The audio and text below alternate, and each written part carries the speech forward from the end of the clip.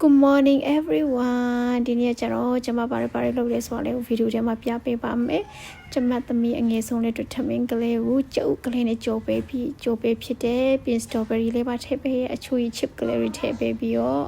သူတနေတာထမင်းပူလေးပြင်ပေးရပဲပြီးလို့ရှိရင်တက်လေဦး forever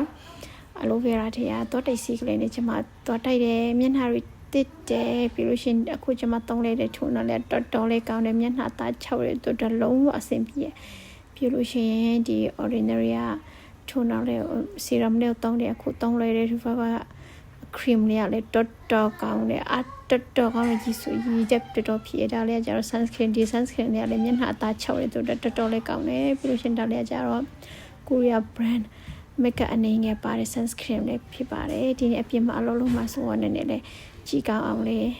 ပြင်ဖြစ်တယ်ပေါ့နော်ပြီးလို့ရှိရင်ကျွန်မနှခမ်းနေထဲမှာတော့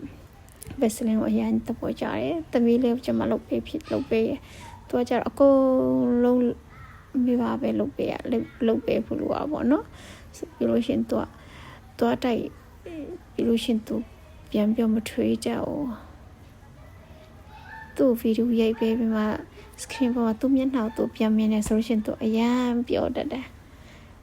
ကဲအကြောင်းသွားနေပါပြီဒီနေ့ကျတော့သူအမေကိုနည်းနည်းလေးချက်ကဖြစ်နေအကြောင်းလည်းတော့ကြခံနေပြီဆိုတော့အမြန်လဲနေပြရတယ်ပြီးလို့ရှိရင်အေးလေးရသေးဘူးလားလည်းတော်တော်လေးအေးရပေါ့နော်ဒါချစ်ဖို့ကောင်းတဲ့အကြောင်းသွားလို့ရှိရင်တော့မငိုကဲကြတော့အကြောင်းပို့ပြီးလို့ရှိရင်အလုပ်ကိုတန်းသွားပါတယ်ပထမအဦးဆုံးနေဆိုတော့ကို Starbucks တဲ့ဆူချပေးလိုက်တာပေါ့နော်